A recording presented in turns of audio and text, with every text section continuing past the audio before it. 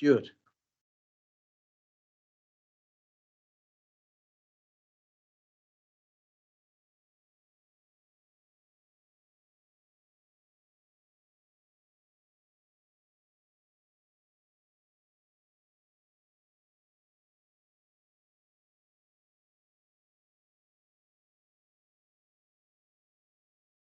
Good morning.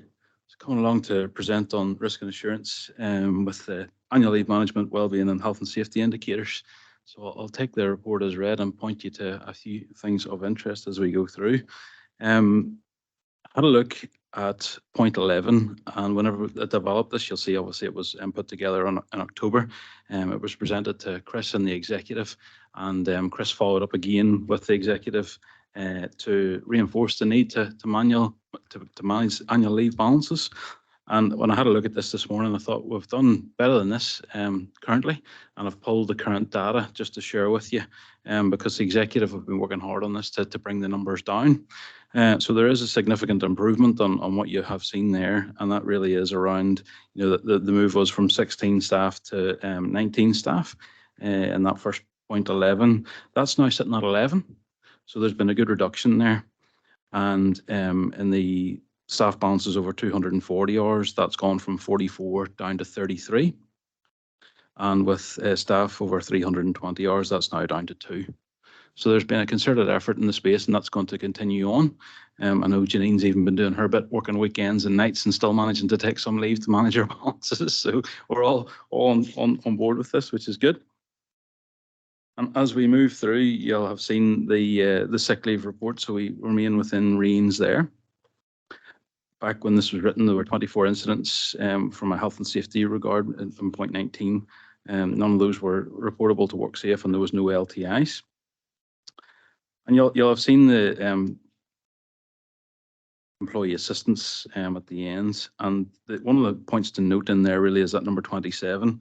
And that's that, we've got high reports of anxiety, not in work, but just with our staff. They're reporting 38.5% almost in the anxiety space, which is 10% more than the national average in the space. So that's something that we're keeping an eye on, and wellbeing is going to continue to be a focus. Some of you may be aware of the legislation that's over in Australia now around this, and it'll likely come to us. So we've got it front of mind, and we'll be looking to continue that and working with our staff and their resilience into 2024. That's a cover of the report if you had any questions.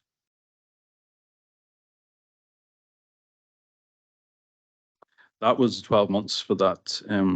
Yeah. Has that always been an issue for this council? It's always an issue, but I guess it's increased on previous. Yeah. So we normally sit around the national average on most of those targets. Yeah. But that is a bit of an increase. So yeah. Sorry, Chair. So you've had no LTIs in 12 months? Oh, sorry. The LTIs going back. That's for that quarter. Yes. That's for the quarter. Yep. Oh, it's still good. Yep, it is. Yep.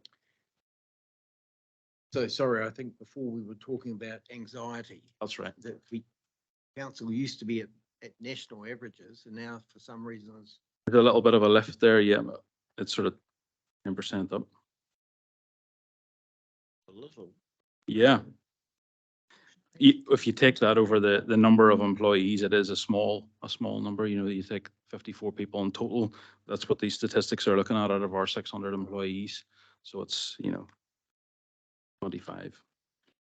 Percentage wise, it's a 30% increase. It is. Yep. But presumably there's turnover. It's not the same people referring themselves to EAP all the time, is it? No, there is turnover in that, and most of the issues do get resolved. You see there that the people that actually access it are usually under that 3-session threshold, and they get their issues resolved. So that's quite good. Mr. Chair, anxiety is, everybody suffers from anxiety, and do we actually do any analysis of the causes? Because anxiety can have nothing to do whatsoever with the regional council and the work environment. External environments at the moment I can understand, would be causing anxiety in people, but really it's got nothing to do with us. And that is external. Yeah, so that is what's causing that, Chris. Yeah, so it's external, not work related, Okay. but it's just notable. That's encouraging, thank you. Yeah, yeah, yeah. I thought it I might have guess been us. the refixing of the mortgage rates is probably causing a lot of anxiety across the country at the minute going from that. Yes. Mm.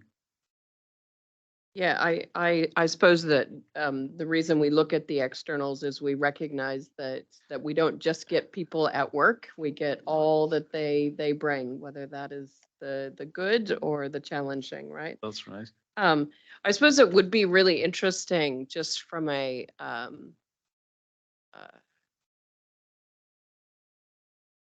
overall percentage of, what am I thinking? I'm thinking about, I talk to, my daughters who are in their early 20s, and everybody, anxiety, the use of that word, the knowledge of that word, the knowledge of that condition and that issue has risen greatly from, say, my generation. And so it would be interesting to see a age trend analysis on this to see, is this reflecting our greater societal awareness of mental health issues and the impact that it has in our daily lives? Just as an aside. I suppose, can I just make an observation? I was privileged to pop in upstairs last Friday post the TUI Awards, and the social club was in full swing up there. It was full of staff coming together. They were gearing up to watch the finale of the staff table tennis competition. Everybody was in such great spirits, and it really was heartening to me to see this the culture alive and well in such a positive reflection. So I just wanted to share that observation with the committee. It was wonderful to see. I spent some time talking to staff that I haven't been privileged enough to meet in the past, and to be able to hear about how their teams were working and the pride they had in their projects, and just the enjoyment of them coming together. And far out there were factions on the table tennis. Who was gonna take it out? I hear Roger did. Roger did. Yep. Good job. So just wanted to pass that Yeah, observation on. Thank you. Thank you. Well, if there are no further questions, can we have a mover and seconder to receive this report? Thank you, Chris. Thank you, Warren. Those in favour say aye. Against? Carried. Thank you very much. Thank you.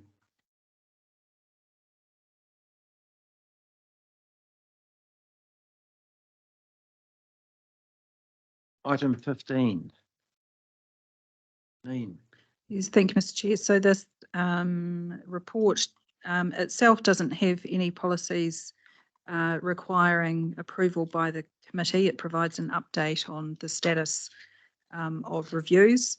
The executive team received a swathe of the people and capability policies yesterday to review, so where appropriate, they will make their way through this committee as well. I note there's a separate paper that is prepared in terms of the review of the protected disclosures whistleblower policy, reflecting the findings from the testing of that policy. So you have to take the current paper as read. Right. Any committee questions? If not, can I have a mover and seconder to receive the report, please? Thank you, Paul. Thank you, Pamela. All those in favour say aye. Against? Carried. Thank you. Page 81. 181.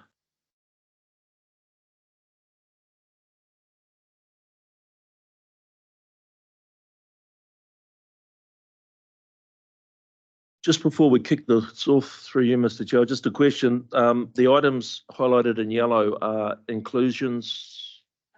Key changes. So I think changes. just to try and reflect. Unfortunately, we didn't have a track changes version of the document, so John's gone through and just highlighted the key changes. If there are questions on any of those, Yep. then we can address those. Thanks, Janine. I think just in terms of the approval process for this delegations manual, it is for this committee to review it and recommend it to council. Obviously, it's council that grants a number of the delegations under this policy. That will happen at the December council meeting. There's a standalone report that will go to that meeting with the full delegations manual as well, because I know it will be of keen interest to the full council. But feedback from this meeting can be provided there as well. Good morning. Thank you for allowing me to come here today. As Janine said, we've undertaken a review of the procedural delegations manual, first time since 2020. So it's nearly 4 years. So it's well overdue for that review to take place. Just want to go through a few key issues that we dealt with when we went through the review. First one is we looked at the structure of the manual itself and how easy it was to read and navigate. And we set out a new process in paragraph 8 of the report of how we think it's easier to understand the manual itself, setting out this not only general delegations, administrative delegations, but then we go into the commercial delegations and specific regulatory delegations as well, down the bottom there. The second thing we did was we looked to amend the manual in relation to any new legislation that had come into force or been repealed since the last review. In 2020, there was quite a number of different legislation instruments that have now part of our process. And we also looked at staff positional changes or any name changes within the manual, which needed to be amended as well.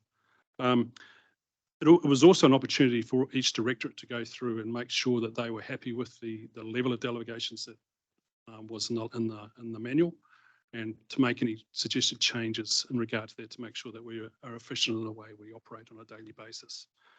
And the last thing we did was, as a background, is we just highlighted at page 5 of the manual the delegations which are actually made to specific individuals through legislation, rather than just standard delegations, either through the chief executive or from the council itself. It just gives a little bit more clarity about sort of what those people are and what their roles are in the manual. As you mentioned before, all the changes are highlighted in the document you have in front of you, leaving aside any sort of minor spelling changes or spelling typos that I didn't highlight there as well. I just want to take you to a key passage within the new manual itself at page 8, because I think this just gives you a really good indication about how the delegations work on a daily basis. So page 8 of the Page 8 manual, of the page manual. 192 of the agenda. Oh, I'm sorry. Page 8 of the manual itself. It's highlighted there. So I just want to sort of set out for you how the delegations work in practice. And this comes straight out of the last manual as well. So it was a resolution that the previous councillors made in regard to delegations, and it's for your consideration today as well. So only delegations made to the chief executive can be sub-delegated. And only delegations made to, any delegations made by the council to specific individuals cannot be sub-delegated as well. So this just gives us a bit of, I guess, security or control over how delegations are made on a practical basis. And the third one there, which is also very important, is, and this comes straight out of the legislation relevant legislation, is only the council can make delegations from either the Resource Management Act or the Local Government Rating Act. That doesn't, the chief executive cannot make delegations from those pieces of legislation. Now, when we went through this process, we also requested that Simpson Grierson have a look and review the manual as well, and they came up and they confirmed our position in regard to the Government Ratings Act and the Resource Management Act in regard to only the council being able to make those delegations. They also had a good look at the manual itself and made some stylistic amendments as well for us, which have been highlighted for you. So a few of the pages, Simpson Grierson have made some comments about the issue around ERMA and the Local Government Ratings Act as well. We've also set out some next steps in regard to this matter. This was an area which probably needs to be clarified as well in terms of how delegations are approved and amended. So we've just made it clear in the report that you have at paragraphs 10 through 12 that any delegations made by the council in this manual need to be approved, and if required to be amended, need to be amended by the council as well, not by individuals. And the same goes for any sub-delegations that the chief executive may make in the future. And we've also set out at Appendix 1 to the report a revised process about how that would go, how that would be achieved. If a staff member or a director wants to amend a delegation or have a new delegation put into the manual. And that again just sets out what I just said, that any approval for changes or new delegations will need to go through the appropriate body, either the council or sub-delegations through the chief executive. So that's where we're at. So if there's any questions on the actual content of the revised manual, I'm happy to take queries. Any questions?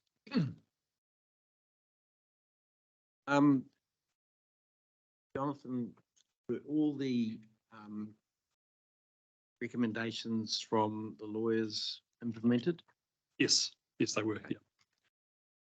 I'll just make it clear, the key one was about the Resource Management Act and the Local Government Ratings Act. But they read through the whole thing? Yeah. Yeah, and And they're they- happy with that? They were happy, and they were also, they recommended that a couple of the paragraphs in regard to sub-delegations around that were taken out of the manual. Is it normal that we go so long before reviewing the delegations? I think ideally it should be for each 3-year slot for its council, but I'm not sure about that. Janine might be able to help on that. Yeah, through you, Mr. Chair, my expectation would be a much more frequent review than this. I think we deal with updates to the manual as and when they need to occur. But I would have thought at least every other year we should be doing a proper review.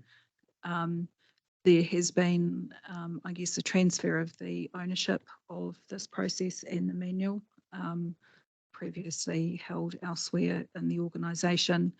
I think this has been probably quite a comprehensive review of the policy.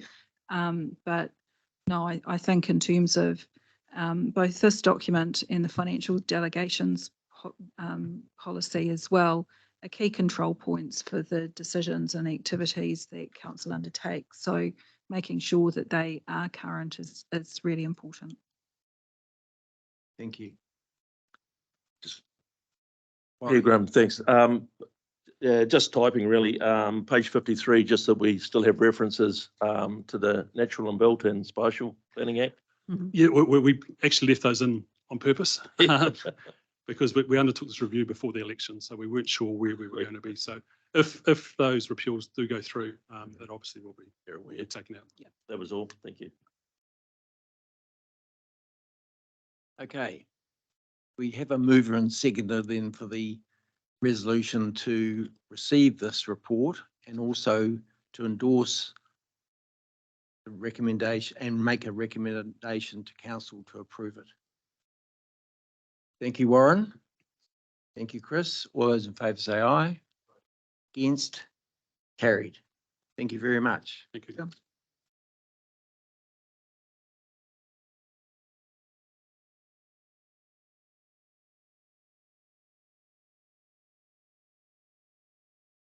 Item 18. Connie.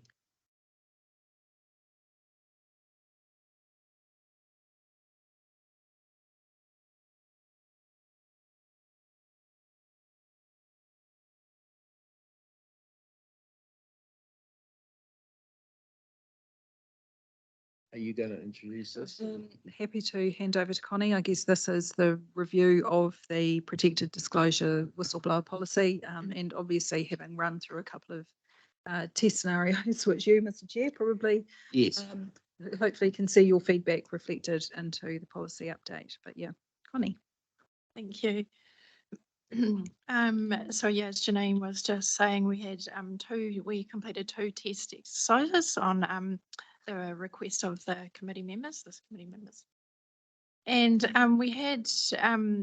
we sought feedback from throughout the whole process as much as possible that we could in a test environment. So just everything from locating the policy, ease of understanding it, and the process for the receiver. So we had some really invaluable feedback from both exercises, which you can see in table 1. The key themes were just around ease and clarity. So making it really clear for the disclosure to minimise like any perceived roadblocks in raising an issue, and around clarity for the receiver and what was needed to be done.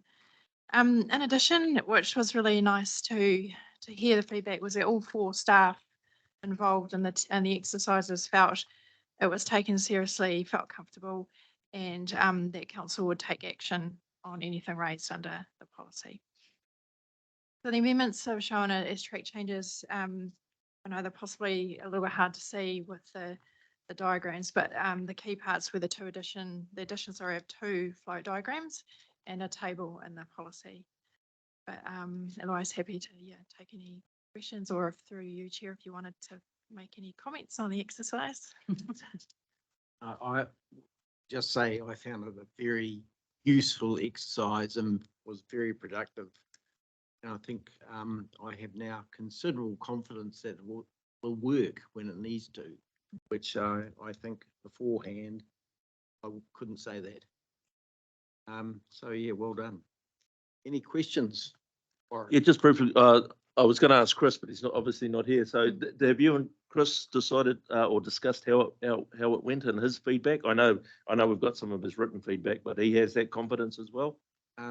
I don't know. I haven't so seen it him hasn't- or okay. discussed it with him since, and I haven't had a chance to catch up with him today. But everything that I raised has been addressed, and so I would assume the same as can be said for Chris. And the written comments seem to bear that out. Yeah.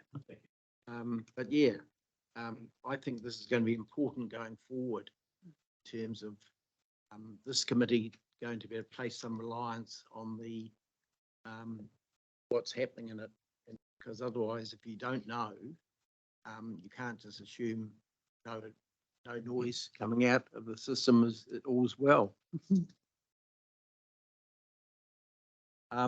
Pamela. Just interested in the rationale around, and I don't have any issue with this, but just the rationale around the deputy chair of this committee as opposed to the chair of council being the second to you. You know, so as I read this, it was that if you weren't available to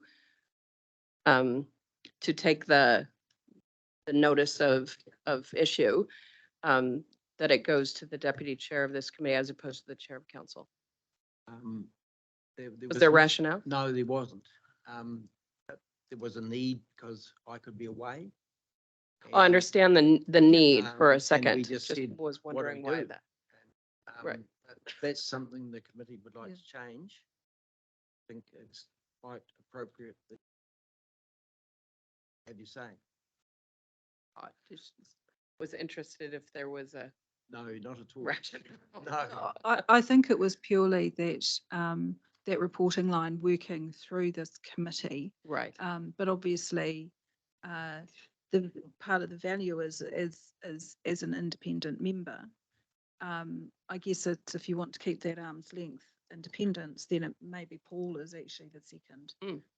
But acknowledging that we do have a chair and a deputy chair. So I guess it's whether it's those Yeah. roles and responsibilities or whether it's the independence Independence. that you actually Yeah. want to maintain within that disclosure process would Mhm.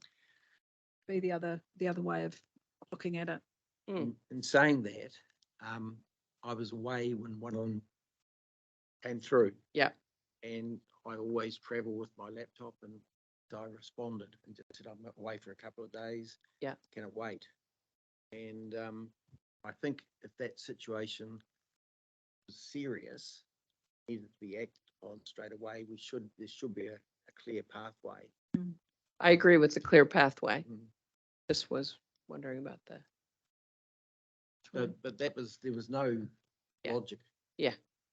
But maybe having the other. The other independent. I think that if the rationale in it going to you as an independent chair of this committee is to provide that level of distance, then I think it makes sense that the second would be the other independent member as opposed to, Yeah, and I can certainly councillor. see rationale and value in that. I think it is, and because staff have different pathways that they can Yes. choose in doing these disclosures anyway.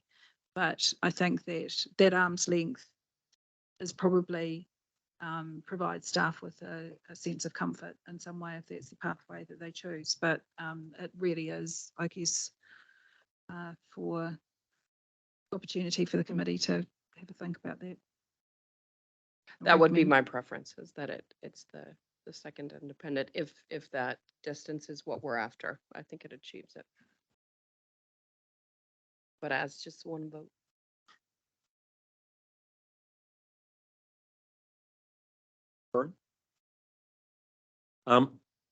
Yeah, I don't really see an issue with it being the deputy chair. The staff delivering, that, the written, email, obviously they'll know, but, knowing that you're out of the office to get something like Chris, get something in a cubby hole or something is going to make no difference to them. I don't see an issue with it staying how it is, but my own personal opinion.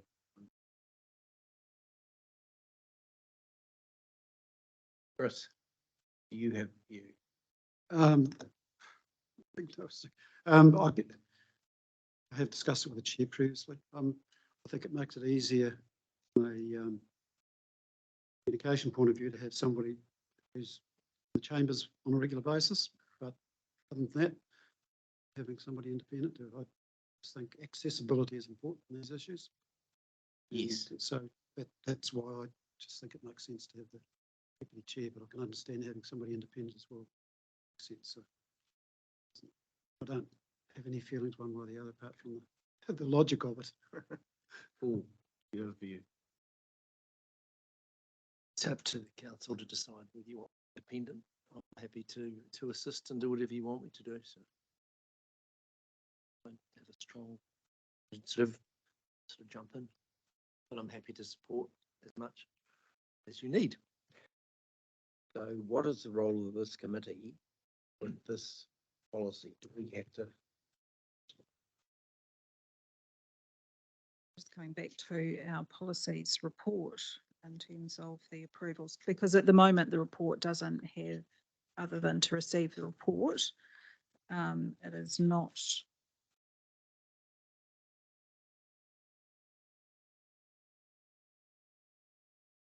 Down. Protected disclosures, the approval is the Risk and Assurance Committee.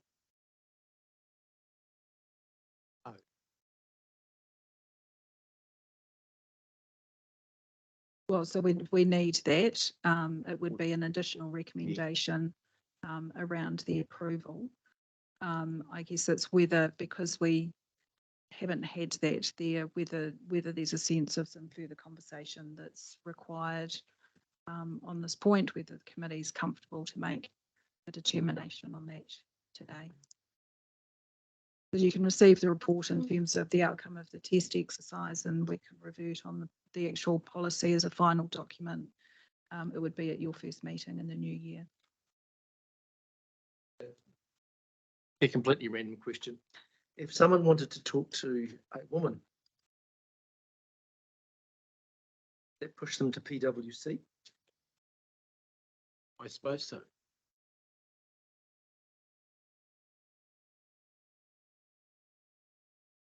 There's a bit of a male, but there is a bit of a male thing going on here, so.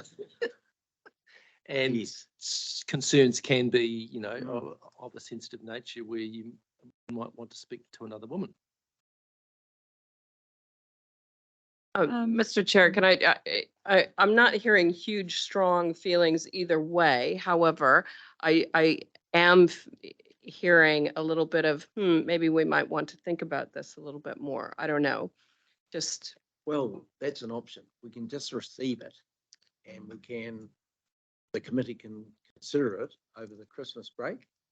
And But we can. it's not a huge thing, but I think that there's some questions around, a few more questions from the committee about Principles. what does this look like in practice? What are the different, what are the objectives we're trying to meet by having these two people? Is it just about accessibility? Is it about independence? Is it about options of who somebody is comfortable to talk to? You know, I think that there just might be a little bit more, sorry, I'm not even looking at you. Sorry, there might be a little bit more, Yeah, we look at some of put around the, this? the principles in terms of what we're trying to achieve through the policy and how that's best determined.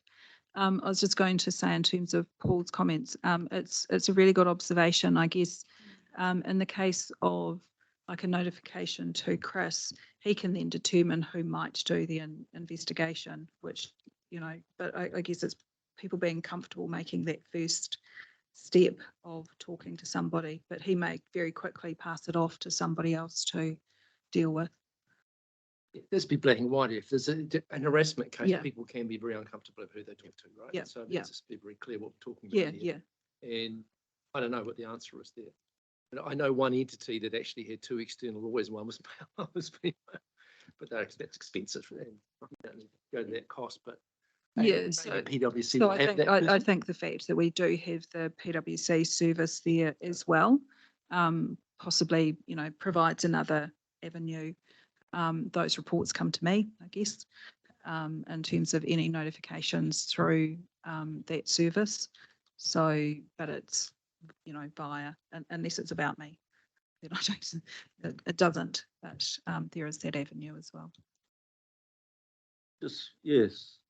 Was there any more feedback from staff, on who they were delivering it to? Was there any comments around that may have been a concern?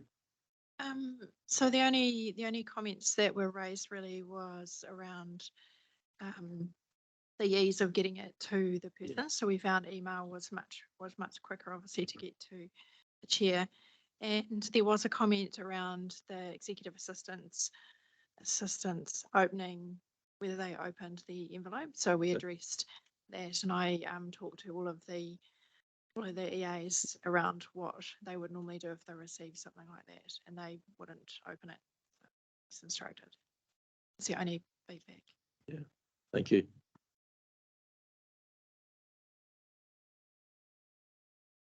I've been doing this gig for quite a while. I've not seen this sort of test before.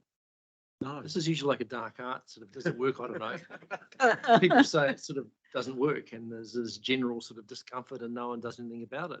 This is a really proactive, positive thing you've done here. I think it's great. I'm impressed. I'm going to start driving this around the place. And it was at the recommendation or the request of this committee. Committee. So, yeah, I think that's the value that this committee's driving. I agree. I've never seen this done before, but I think it was very good. And, you know, different councils use different people as the people that the reported to. But no, I think we can have some faith that it will work in the future, which is, I think, worth having. Because yeah, I think there's going to be, well, I hope not, but I suspect we could have a lot of this stuff. Yeah. Well, yes. So are you able to take away and think or talk to colleagues or think for yourself about that issue I challenged, that if it's an harassment case, who's the comfortable person to speak to? How we do something about that? Don't expect your Yeah. answer, but. Oh, no, well, I mean, it is a really good question, and I guess it's not a scenario that we had put forward, and maybe that's a good scenario for a future test. But yeah, I can certainly do that. What's the HR policy for harassment? That's exact, I would have thought that would have been covered by HR rather Yeah. than, was Yeah. it right? We have an Excellent. anti-bullying and harassment policy. We'd need to look at the specific reporting requirements, avenues through there and just see whether that addresses it, or whether it needs to be addressed through. I would have assumed that Yep. first call would be someone else, and then if that didn't work, then to a protected disclosure. So I'm sure. Sorry. So if, I'm sure if I had a problem, I could come to you or, so there's lots of people Mm. I could actually come to, but if it's my boss, I might not choose to. You know what I mean? And so I don't know. I'm not saying what the answer is. I'm just saying it's an issue Yeah. to think about that because this, this is one of the opportunities for this policy. Well, I agree with you. Personally, I would like us to defer the finalisation until we meet next Consider. year and have some thoughts. Principle based, yeah. It's a good change.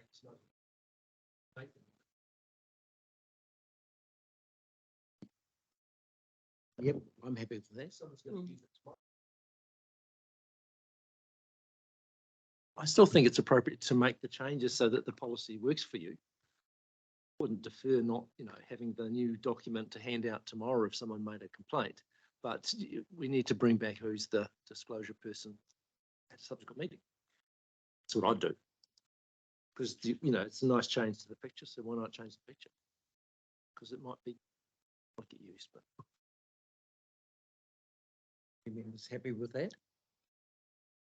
So we're adopting this policy as of today, recording an action that some of those questions around what are the objectives in providing a variety of pathways?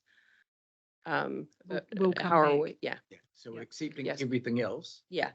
just that one point carrying that forward. Well, I think we can accept that, what's in here today with the current delegation.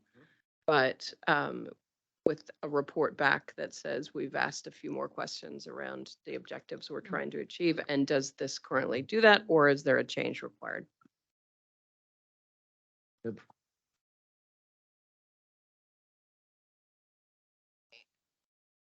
Further adoption of. Okay. there are any. That's fine. Yeah. We have a mover and seconder. Oh, Chris, oh, sorry. Yeah, Chris, all those in favour say aye. Against, carried. Thank you very much. Takes us to item 17. Oh, sorry. Sorry, do you want to stay? Page 260.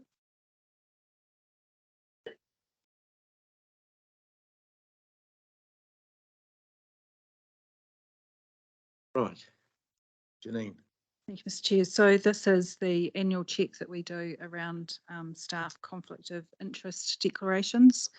The report notes in terms of at the time that the report was written, 95% of declarations received. Sorry, Connie, I just wanted you there in terms of an update from around the number of outstandings, because I know there has been some follow-up that's been done since.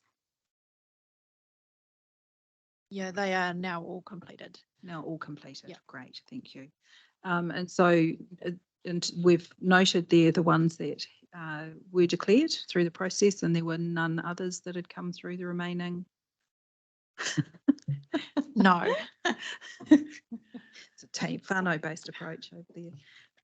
And so as I think elected members can see, they are on the relatively minor end of potential conflicts.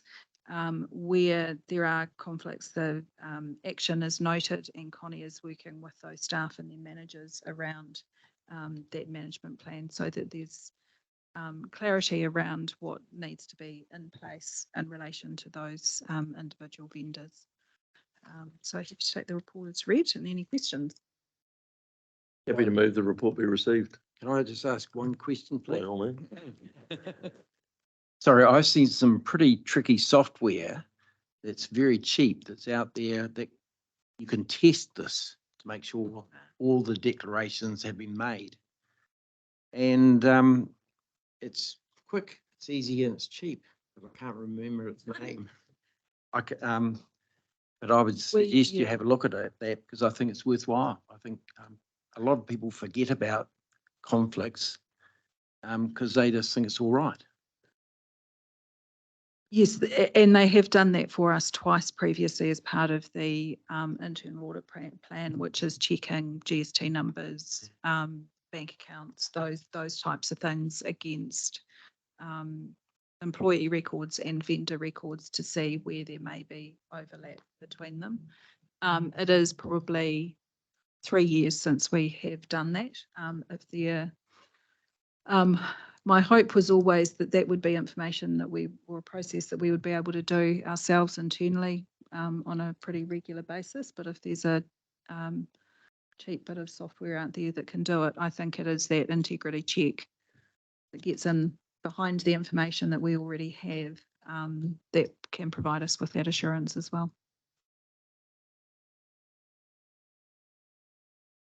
Okay, Warren, so you're prepared to move the resolution? Chris, seconding. Thank you. All of those in favour say aye. Against? Carried. Thank you very much. That brings us to the end of the open agenda. We now need a resolution to move into PX. Thank you, Paul. Thank you, Chris. All those in favour say aye. Against? Carried. Thank you very much. Can you let us know when we're ready to go?